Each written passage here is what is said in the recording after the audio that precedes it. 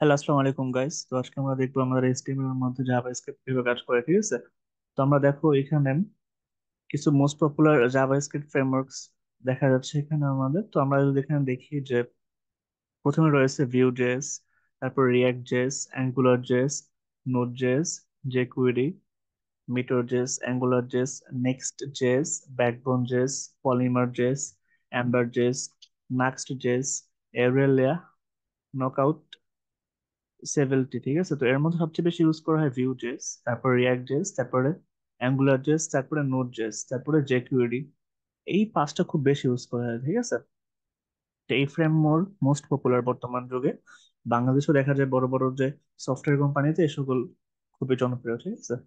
তো আমাদের এইচটিএমএল পার্টে আমরা এত বড় কিছু দেখবো না, জাস্ট আমরা দেখবো যে আমাদের এইচটিএমএল কোডের মধ্যে আমরা কি হবে, আমরা জাভাস্ক্রিপ্ট কোড গুলাকে লিখতে পারি, ঠিক আছে? তো বাট যদি তোমরা কেউ চাও যে আমরা যখন জাভাস্ক্রিপ্ট পার্টে যাবো তখন আমরা ভিউ জেস জাস্ট আলোচনা করবো, ভিউ জেস কিভাবে কাজ করে, রিয়াক্ট জেস কিভাবে কাজ করে, অ্যাঙ্গুলার জেস কিভাবে কাজ করে, নোড জেস কিভাবে কাজ করে, ঠিক আছে?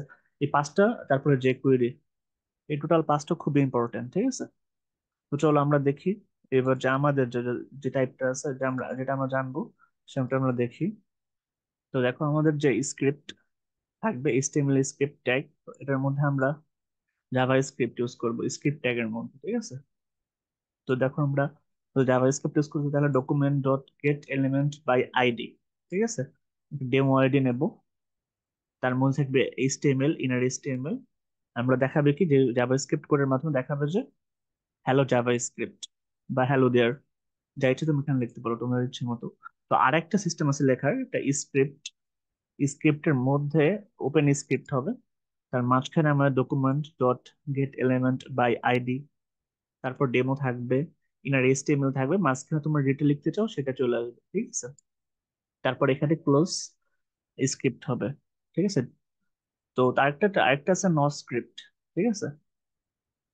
তো দেখা যায় যে আমাদের অনেক ব্রাউজারে নট স্ক্রিপ্ট কাজ করে না, সাধারণত আমাদের যেটা আছে বর্তমানে গুগল ক্রোম, ওটা কাজ করে। বাট দেখা যায় যে অনেক ব্রাউজার আছে, ঠিক আছে, যেগুলায় নট স্ক্রিপ্ট কাজ করে না। তো নট স্ক্রিপ্ট না কাজ করে একটা কারণ হলো যে ওখানে তাদের কোনো লাইব্রেরি ফাইল বিল্ড করে না ওই ব্রাউজার, ঠিক আছে, ওই কোম্পানির ব্রাউজার। তো আমরা তো দেখি আমাদের কোড এডিটরে কিভাবে জাভাস্ক্রিপ্ট কাজ করে। তো দেখো এখানে আমরা আমাদের কোড এডিটর দিয়েছি, তো এখানে স্ক্রিপ্ট আছে। তো আমরা এখানে স্ক্রিপ্ট দিয়েছি, তারপর দেওয়া আছে document get element by ID, আমরা ডেমো দিলাম, তারপর ইনার এইচটিএমএল দিলাম, তো হ্যালো জাভাস্ক্রিপ্ট আমরা লিখলাম এখানে, ঠিক আছে?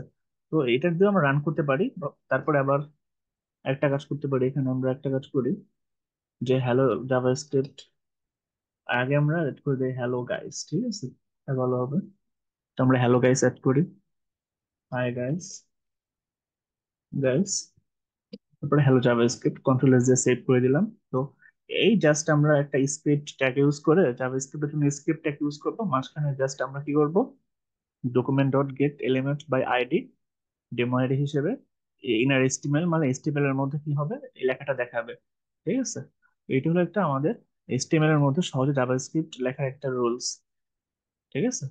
তো আমরা চাইলে Node JS, React JS, Vue JS use করতে পারি, তো ওইটা হলো আলাদা ফ্রেমওয়ার্ক। ওই ফ্রেমওয়ার্ক গুলো খুবই জনপ্রিয় এবং অনেক বড় বড় প্রজেক্ট বর্তমান বিশ্বে Node JS, Vue JS, React JS এর মাধ্যমে কাজ করে, ঠিক আছে? তো আমরা যখন জেস পার্ট দেখাবো তখন এটা ভালোভাবে দেখাবো যে কোনটা সবচেয়ে স্মুথ, ঠিক আছে? তো আমরা এবার রান করে দেখাই আমাদের।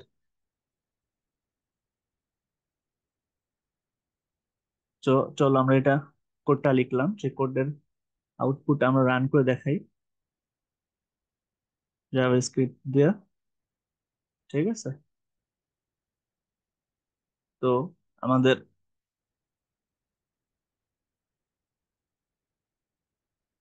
স্ক্রিনটা শেয়ার হবে এখনই, ঠিক আছে? তো স্ক্রিন শেয়ার হলে তোমরা দেখতে পাবে।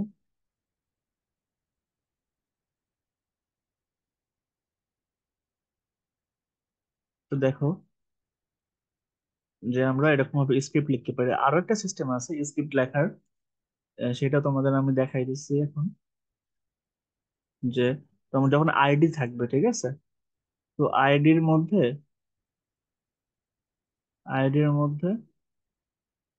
আমরা চাইলে এটা ইউজ করতে পারি নো স্ক্রিপ্ট। আমরা যে স্ক্রিপ্টটা ইউজ করি প্রথমে, ঠিক আছে, ওই স্ক্রিপ্টটা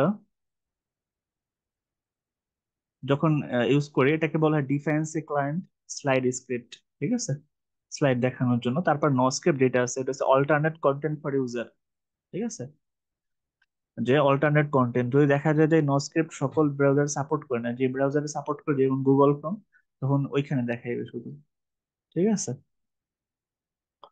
তো আমরা আরেকটা আছে যে আমরা ডেমোর মাধ্যমে ফন্ট সাইজ কালার ব্যাকগ্রাউন্ড এটাও আমরা জাভাস্ক্রিপ্ট মাধ্যমে চেঞ্জ করতে পারি, তো ওইটা আমরা করে দেখাই। চলো আমরা আমাদের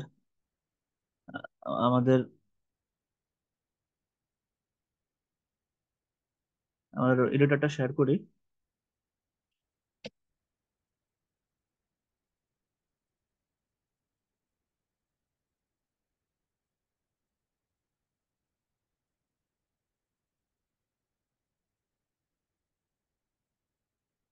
দেখো যে আমরা যদি চাই এখানে তাইলে document dot get element by ID demo, তারপরে ডট স্টাইল, ঠিক আছে, যেহেতু ফন্ট সাইজ স্টাইলের মধ্যে পড়ে, তো স্টাইলের জন্য আমরা ফন্ট সাইজ দিয়ে দিলাম 25 পিক্সেল, আমরা চাইলে 30 পিক্সেল দিতে পারি, চাইলে আমরা 30 পিক্সেল করে দিই, চলো 30 পিক্সেল করে দিলাম। তারপর যদি চাই আমরা কালারটা কি হবে, স্টাইলের কালার হবে রেড, রেড দিয়ে দিলাম ছোট হাতে। তারপর ব্যাকগ্রাউন্ড কালার কি হবে, ইয়েলো, ইয়েলো দিয়ে দিলাম, বাট আমি চাই ধরো হোয়াইট করে দিতে চাই, হোয়াইট লিখে দেবো এখানে, ঠিক আছে। তো এরকম ভাবে সাধারণত জাভা স্ক্রিপ্ট আমাদের কাজ করে, ঠিক আছে। তো আমাদের এইচটিএমএল এর পার্টে আমরা জাস্ট হালকা একটু জাভাস্ক্রিপ্ট দেখালাম, বাট জাভাস্ক্রিপ্টের অনেক একটা সমুদ্র আছে, যেরকম Node JS, React JS, Vue JS, ঠিক আছে। তো আশা করি তোমরা বুঝছো। Thank you for watching.